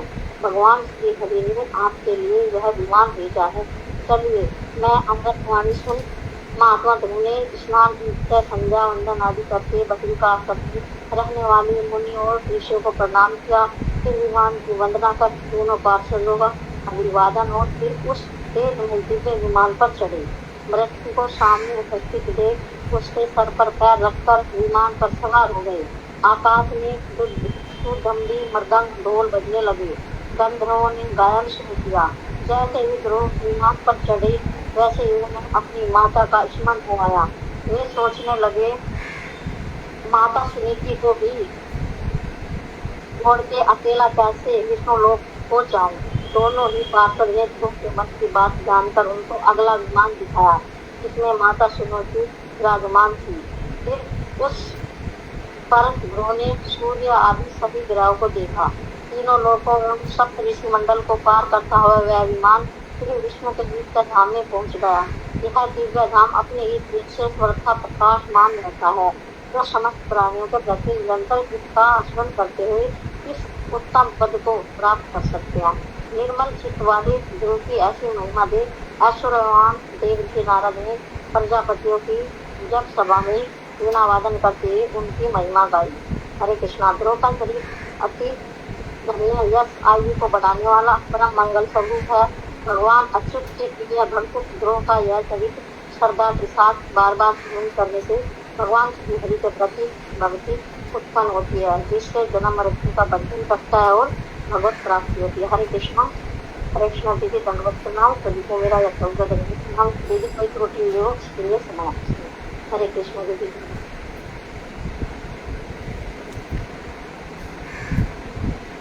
तो इस तरह से ध्रुव चरित है। और ध्रुव जब गए यहाँ से तो उन्होंने प्रश्न किया कि मेरी माँ कहाँ है। तो जैसा कि बताया गया है कि जो भक्तजन करता है उसकी पीढ़ियाँ तर जाती है। तो माँ के लिए आगे से विमान था। ध्रुव को अपने भाई उत्तम से बहुत प्रेम था। उत्तम और उत्तम की माँ यक्षों के साथ युद्ध में मारे गए थे। और जब ये स्वयंभू मनु आए, उन्होंने कहा कि उत्तानपाद भी आ गए थे। उन्होंने कहा कि ऐसे क्यों मार डाल रहा है, मारा तो एक यक्ष ने, इतने सारे यक्षों को क्यों मार रहा है। तो उनको समझाया, लेकिन भगवान का जो दर्शन उनको हुआ है तो उसमें उनको जीवन भर दुख ये रहा कि मैंने जैसे बहुत बड़े धनवान से कोई एक जूता चप्पल मांग ले, ऐसे मैंने भगवान से राज क्या मांग लिया। तो भगवान ने कहा कि देखो, तुम मेरे लोक को प्राप्त हो गए, लेकिन तुमने जिस इच्छा से मेरा भजन किया है वो इच्छा तुम्हारी जरूर पूरी होगी। तो ध्रुव सकाम भक्त हैं और प्रहलाद जो है ज्ञानी भक्त हैं। आर्तो जिज्ञासु अर्थार्थी ज्ञानी चा भर्तर्षभा। तो अर्थार्थी में जो अर्थ की चाह है उसमें ध्रुव का वर्णन आता है। लेकिन क्योंकि जो भी चाह रही भगवान के साथ ही रही। नारद जी ने आके उनको समझाया, लेकिन उन्होंने कहा मैं क्षत्रिय का बेटा हूँ, रुकूंगा नहीं। तो उसके बाद जब इतना तप करने लगे, पृथ्वी एकदम डावाडोल होने लगी, तब भगवान आए हैं। तो पहले वो भगवान को अपने हृदय में ही देख रहे थे, चतुर्भुज। लेकिन अचानक देखा कि हृदय में भगवान नहीं है तो कांप गए। उन्होंने आंख खोली तो देखा भगवान सामने खड़े हैं। तो भगवान अंदर भी हैं, भगवान बाहर भी हैं, और भगवान अंतर्यामी रूप में हम सब की हर बात जानते हैं। तो यहाँ पर हमें जो कुछ भी हमें चाहिए भगवान हमें दे देते हैं, हमें कुछ मांगना नहीं चाहिए। तो ध्रुव अंत में बद्रीनाथ की तरफ चले गए थे, वहाँ उन्होंने भजन किया और भगवान का विमान उनको लेने के लिए आया। तो ध्रुव की कथा हमें ये सब सिखाती है। कथा अच्छे से बोल रहे हो, लेकिन काफ़ी चीज़ें हम थोड़ा शॉर्ट भी कर सकते हैं, कोई कीर्तन करेगा, छोटा दीदी कीर्तन? कल गहना बोलेगी दीदी कथा, और फिर मेरे पास थर्सडे से अगर किसी की अपनी कथा तैयार है तो मुझे बोल दीजिए, ताकि हम उसको उन डेज में डिवाइड कर लेंगे। हाँ दीदी, हरे कृष्णा बोल सकते हैं। एक एक करके बोलिए प्लीज। जी बोलिए। हरे कृष्णा। बोलिए शाला दंडवत प्रणाम दीदी। मैंने तैयार किया है कुंती की स्तुति। तो आप थर्सडे को बोल पाएंगे दीदी? तैयार है आपका टॉपिक? दिन बोल। जी थर्सडे मतलब 5 तारीख, आज 2 तारीख होगी ना? हाँ जी, 5 तारीख को फिर आप बोल लीजिए। फ्राइडे है ना उससे? थर्सडे पड़ेगा दीदी, थर्सडे। आज ट्यूसडे हो गया, थर्सडे। हाँ चलेगा। ठीक है। हेमा दीदी आप बोलिए। हाँ हरे कृष्णा दीदी, दंडवत प्रणाम। उसके बाद में आपका देवहूति संवाद का। ठीक है, तो आपको फ्राइडे को हो जाएगा। क्या हेमा, क्या बोलेंगी आप? दीदी आप वो दिए थे कपिल देव देवहूति संवाद में सांख्य योग आप बोले थे, पर भागवतम में भक्ति योग करके चैप्टर है, आप 25वां चैप्टर बोले थे ना? ठीक है, चलेगा। हाँ ठीक है दीदी, दंडवत प्रणाम। इस वीक का पूरा हो गया है, बाकी और किसी का? हाँ रूबी दीदी आप बोलिए, आपका कोई टॉपिक तैयार है? बोलिए रूबी दीदी। टॉपिक तो मैं कर रही हूँ दीदी तैयार, मगर मेरा एक प्रश्न था दीदी। बोलो। हरे कृष्णा दीदी, अभी आपने बताया कि गदाधर जी भागवत के श्रीमद् भागवतम के आचार्य, तो उसमें गौर भी लगाना है? नहीं, ओनली गदाधर। गौरांग महाप्रभु गदाधर से सुनते थे। हाँ। और लास्ट में आपने बताया कि जो हमारे भक्ति विनोद ठाकुर से धारा चलती हुई आ रही है, वो हमारे प्रभुपाद तक शाश्वत। तो लास्ट में सरस्वती है ना, तो सरस्वती से एडजेक्टिव बना सारस्वत। सारस्वत धारा। दीदी मेरा मन था कीर्तन करने। हाँ करो ना। हरे कृष्णा दीदी, दंडवत प्रणाम। हाँ मैं साधना बोल रही हूँ दीदी। हाँ। मैं भी सोमवार के ये लेना चाहती हूँ। हाँ हाँ। प्रथम स्कंद का प्रथम अध्याय। प्रथम स्कंद का प्रथम अध्याय में क्या वर्णन है? श्लोक है। शौनकादि ऋषि और सूची के बीच में संवाद हुआ है कि वो सुनना चाहते हैं श्री हरि की कथा। हाँ ठीक है। तो आपकी कृपा से मैं कुछ बोलने की कोशिश। हाँ ठीक है, ठीक है। awesome, हाँ। दीदी 2 बातें और कहना चाहती थी। हाँ दीदी धन्यवाद आपका कि आपके माध्यम से मैं कुछ थोड़ा बहुत सीखने की कोशिश कर रही हूँ, उस लाइन पर आई हूँ। और बस आपसे यही एक प्रार्थना है कि हमें पकड़ कर रखना, क्योंकि आपके पकड़ने से ही हमारा इस भवसागर से शायद कुछ निस्तार हो सके, हम पार हो सकते हैं। आपके ऊपर दंडी महाराज की बहुत कृपा है दीदी। उनकी कृपा है तभी उन्होंने पकड़ लिया, लेकिन तो आप ही पकड़ लिए। हाँ दंडी महाराज है ना। हाँ दीदी कल ग्रंथ कहाँ से शुरू करेंगे आप? ये हम भूमिका है, इसको आगे इसलिए पढ़ेंगे क्योंकि गुरुदेव ने भक्ति विनोद ठाकुर के विषय में थोड़ा बताया है। तो कोई हमसे पूछे कि भक्ति विनोद ठाकुर कौन थे, तो हम बता पाएंगे, क्योंकि उनका ये तीसरा ग्रंथ हम पढ़ रहे हैं। क्योंकि दीदी इस बार मैं ध्यान से पढ़ना चाहती हूँ, क्योंकि शुरू से है ना, तो इसलिए मैं ध्यान से पढ़ना। पिछली बार तो प्रमोटेड पास हो गई, लेकिन अब तो पता नहीं ना। हाँ ठीक है ना। तो भक्ति विनोद ठाकुर का जीवन चरित्र आपको पता होना चाहिए। हाँ दीदी, साधना दीदी का ट्यूसडे को अगर टाइम होगा तो मेरे को भी अगर चांस होगा तो। हाँ साधना जी ट्यूसडे बोल लेंगी। हाँ सुधा मैनेज कर रही है। मंडे को बोलेंगी ममता दीदी, मंडे को बोलेंगे राधा दीदी। आपने अगर बोलना तो आप ट्यूसडे को बोल सकती हैं। हाँ अगर आपका टॉपिक ट्यूसडे कर। अरे कृष्णा दीदी, कल कौन से स्कंद का है? कौन से टॉपिक, कौन से स्कंद का है? कौन सा इसका है बताइए दीदी। कल गहना ने बोलना है, उसकी व्रतासुर की प्रार्थना है। अभी है क्या गहना क्लास में? हरे कृष्णा कहना आपको जब बोलेगी शायद है नहीं। दीदी उन्होंने लीव कर दिया शो। हाँ व्रता से की प्रार्थना तो हो गया है दीदी, वो मैंने ही हाँ हो बोला गया, था। उसमें कुछ और भी इसमें करना है दीदी। अच्छा अच्छा ठीक कौन ठीक। से मैं कौन से करना- खंड में दीदी, कौन से खंड में कौन सा अध्याय, ये बता दो मुझे, मैं तुमको थोड़ा देवी। मैं आपको मैसेज कर दूंगी दीदी, वो उससे बात करके।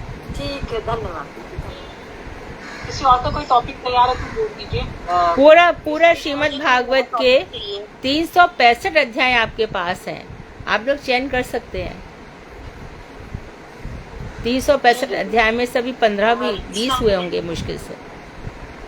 आपने बोला था कि वो जो नवयोगेंद्र का 9 प्रश्न है दीदी, तो मैं उसको क्लियरिटी अच्छे से आपकी कृपा से तैयार करने का हाँ प्रयास करो करो। नवयोगी संवाद में बहुत गहन तत्व है, उसमें 9 प्रश्न है और 9 के उत्तर हैं, लेकिन वो बहुत लंबा चला जाएगा तो एक तो नहीं बोल पाएगा, तो 9 योगीश्वर की बात 9 जन बोलेंगे। प्रश्न को डिवाइड, हाँ जी हाँ, प्रश्न को डिवाइड कर लेते हैं। हाँ, नव योगेश्वर संवाद में हाँ कवि क्या बोले, हवि क्या बोले, द्रुमिल क्या बोले, पिपलाइन क्या बोले, ऐसे करके जो नव योगीश्वर है तो उसमें एक एक करके 9 जन बोल सकते हैं। बहुत तत्व ज्ञान है।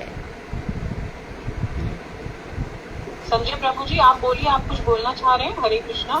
संजय प्रभु जी आपने हैंड रेज किया हुआ है। जी दीदी, थैंक यू सो मच। हरे कृष्णा दीदी, दंडवत प्रणाम दीदी। संजय वशिष्ठ बोल रहा हूँ। हाँ संजय बोलिए। कैसे हैं दीदी आप? स्वास्थ्य कैसा है आपका? मैं ठीक हूँ, एकदम बढ़िया हूँ।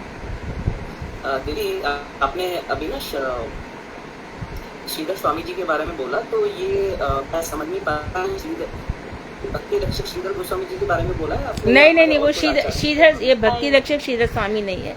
ये श्रीधर स्वामी वो है जिन्होंने भागवत की टीका लिखी है, और इनकी टीका श्रीधरी टीका कही जाती है।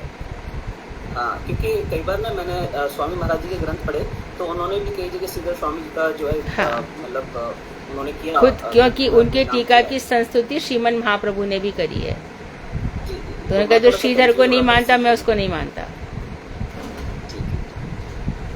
ठीक है दीदी। देखो दीदी, मैं प्रयास कर रहा हूँ आपके आशीर्वाद से, आपसे इंस्पायर होकर, आपकी बहुत सारे भक्तों को यहाँ पे देख के, और मैंने दीदी मतलब आज से मैंने कनेक्ट होना स्टार्ट किया है, और मतलब मैंने अपनी शिफ्ट भी चेंज किया है कुछ सीखने के लिए, बट मतलब मैं आप मेरे पे आशीर्वाद बना के रखना कि मैं कंटिन्यू कथाओं में रह सकूँ आपकी। ठीक है, मैंने चेतन शिक्षामृत में पूरा कोशिश किया जुड़ने का, लेकिन मैं नहीं रह पाया। कोई बात नहीं। भागवत अमूल्य रत्न है, भागवत अमूल्य रत्न है। ये इसका एक अक्षर भी खोने योग्य नहीं है। हर एक अक्षर स्वादिष्ट है, हर एक अक्षर मधुर है, हर एक अक्षर आलोच्य है, हर एक अक्षर ग्राह्य है, हर एक अक्षर आस्वादनीय है। इसको पढ़ना ही होगा। दीदी मैं बहुत एक्साइटेड हूँ इस क्लास के लिए। काफ़ी दिनों से मैं तैयारी कर रहा हूँ, इसको मैं कैसे मैनेज करूँगा अपने टाइमिंग को, और बस मुझे आपका आशीर्वाद चाहिए दीदी, क्योंकि आपके पता नहीं मैं सही बोल रहा हूँ गलत बोल रहा हूँ, बट जो मेरे जितने भी गेस्ट हैं और आप सबके आशीर्वाद में बहुत बल है दीदी। ठीक है, ये मैं अपनी भाषा में बोल रहा हूँ। ठीक है, आपके आशीर्वाद में बहुत बल है दीदी। हमारे गुरुदेव, बस आपका आशीर्वाद चाहिए आपका। हमारे गुरुदेव भक्ति विनोद ठाकुर प्रभुपाद, इनसे जुड़े रहिए, इनको मत छोड़िए। जिन्होंने इनको पकड़ लिया उनका कल्याण हो जाएगा। बस दीदी आपकी ब्लेसिंग्स चाहिए मुझे। हाँ बस बिल्कुल, प्रभुपाद हम सबको आशीर्वाद करें। भक्ति विनोद ठाकुर हम सबको अपना ही रहे हैं, उनके ग्रंथ हमारे हृदय में प्रकाशित हो रहे हैं। हम लोग गदगद है, अभिभूत हैं। बहुत सुंदर है दीदी। मैं ना कभी कभी ना मैं थोड़ा सा टाइम ले रहा हूँ दीदी, माफ करना मेरे को, बट ना मैं कभी कभी परेशान हो जाता हूँ कि इतना सब कुछ है हमारे पास। मेरे ना ग्रंथ की पूरा एक अलमारी है मेरी, कि मैं कब पढ़ूंगा इन्हें। मेरी उम्र खत्म होती जा रही है, कब मेरा समय आएगा कि मैं सब कुछ पढ़ पाऊँ। ये इतना कथाओं की इतना अमृत धारा बह रही है, कब इन्हें सुन पाऊंगा। तो बड़ा दीदी गिल्टी फील होता है मेरे को। तुम टाइम मैनेजमेंट करो, टाइम मैनेजमेंट करो ठीक से। इस बार ना मैं आपसे इसीलिए बार बार आग्रह कर रहा हूँ दीदी, मेरे पे कृपा करना कि ये क्लास मेरे से मिस ना हो, और मिस हो जाए तो मेरे अंदर ऐसी दृढ़ता आए कि उस क्लास को मैं कवर अप कर सकूँ। तुम टाइम मैनेज करो ठीक से, अपना टाइम ठीक से मैनेज करो। जी दीदी, थैंक यू दीदी, थैंक यू सो मच। धन्यवाद। हरे कृष्ण। हरे कृष्ण। हाँ रूबी, तुम भजन गा रही थी। रेणु दीदी है क्लास में? एक मिनट रूबी दीदी। रेणु दीदी आप हो क्लास में? आपका टॉपिक तैयार है क्या? है नहीं शायद, तो रूबी दीदी आप करिए शुरू प्लीज। हरे कृष्ण। हरे कृष्णा दीदी। एक दीदी इंदू दीदी करके भी कोई दीदी है, वो भी बोलना चाहते हैं भागवतम से, तो कुछ शायद। हाँ तो उनसे बात, हाँ इंदू जी बता देंगे। हाँ। हरि हरि कृपा करी राखनी जमागे, हरि हरि कृपा करी राखनी जपागे। काम क्रोध छाए जाने लाया फिरे नाना स्थाने, सारे भुजिया नाना माते, दिखाए भुजिया नाना माते। हैया माया दास करी नाना अभिलाष, तो माता स्मरण गेल दूरे, तो मारा स्मरण गेल दूरे। अर्थ लाभा ए आस कपट वैष्णव बेस, अर्थ लाभा ए आसा कपट वैष्णव बेस। ब्राह्मिया बुलाए घरे घरे, ब्राह्मिया बुलाए घरे घरे। अनेक दुखेरा परे लयाची प्रदे पुरी, कृपा डोरा गलाय बांधिया, कृपा डोरा गलाय बांधिया। देवा माया बलात्कारे सखाई से डोरे, भावकूपे दिल कटारिया, भावकूपे दिले कटारिया। पुनः अति कृपा करी एका नार के धरी, तानिया तुलहा ब्रज धामे, तानिया तुलहा ब्रज धामे। तबे से देखिया भला न तुआ पराना गेला, कहे बिना दासन रोता में, कहे बिना दासन रोता में। हरि हरि कृपा करी राखनी जपा दे, हरि हरि कृपा करी राखनी जपा दे। जय नरोत्तमा ठाकुर नरोत्तमा, नरोत्तमा ठाकुर नरोत्तमा। हरे कृष्ण। और सुंदर। वांशाक्लब तरुवैश्य कृपा सिंधु बेवचा, पतितानां पावनेभ्यो वैष्णवेभ्यो नमो नमः। हरे कृष्ण।